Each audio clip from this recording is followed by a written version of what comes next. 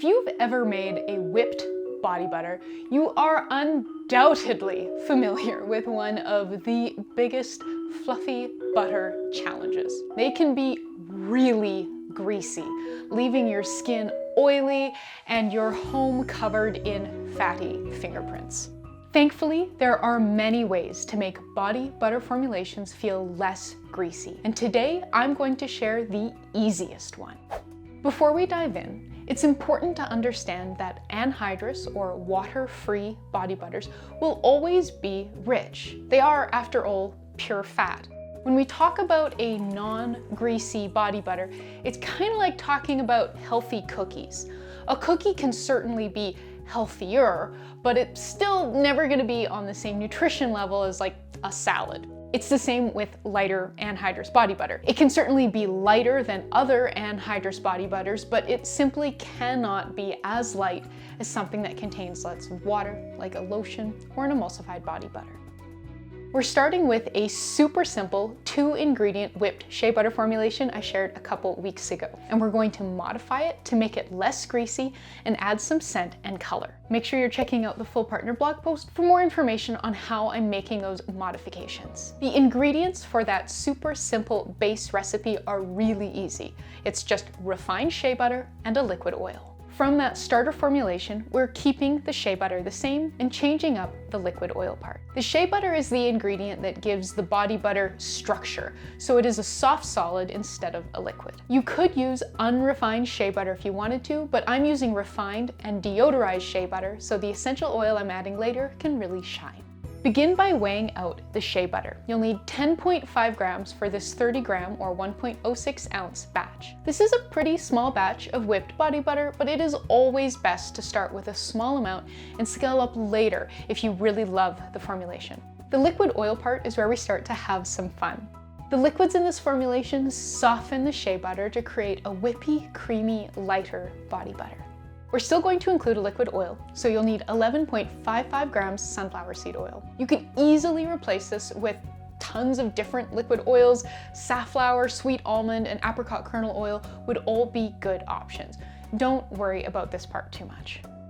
Up next is the ingredient that seriously cuts back on the greasiness of this body butter, and any formulation you want to use it in. It is super versatile. I chose this greasiness reducing approach because we can so easily just swap out some of the liquid oil from the base formulation for this ingredient and get instant results without needing to do really any redevelopment work. Measure out 6 grams of isopropyl myristate. This is an ester of isopropyl alcohol, also known as rubbing alcohol, and myristic acid, a fatty acid that naturally occurs in lots of oils and butters like coconut oil and butter, dairy butter.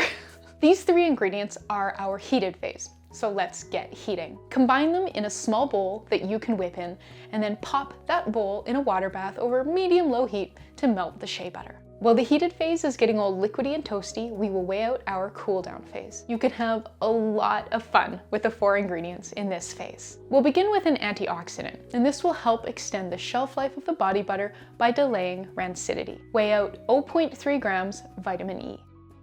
The next 3 ingredients are fun and can easily be swapped out and around to create different themed body butters. Today's body butter is going to be a lavender calendula one, and I've included a second coffee themed one in the free partner blog post, so make sure you check that out.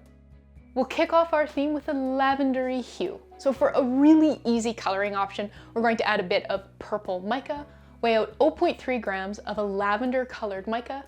I'm using deep lilac from Yellow Bee. Up next, for some skin-soothing herbal goodness, we'll need an oil-based herbal extract. Lots of extracts are glycerin or propanediol-based, which means they're water-soluble, and those won't work for this formulation. Make sure you read the full ingredient list of your extract to ensure it's oil-soluble and oil-based. The extract I'm using today has a base of medium chain triglycerides, and you'll need 1.2 grams of an oil-based calendula extract. And lastly, you might have guessed this already, for some lovely, calming lavender scent, you'll need 0.15 grams of lavender essential oil. If you don't have any of the ingredients in the cool down phase, simply replace them with more liquid oil. Okay, so that is it for the ingredients. let's get back to the making. This part is where the ingredients are transformed into a light, fluffy body butter that stays gorgeously soft and pillowy. By now, the heated oil phase should be all melty. So pull the bowl out of the water bath and pop it in your freezer for 15 to 20-ish minutes. When you remove the bowl from the freezer, you want the edges to be solid and the middle to be gooey but not runny. Add the cool down phase to the frozen mixture and start whipping. You want the attachments you'd use to cream butter and sugar together if you were making cookies.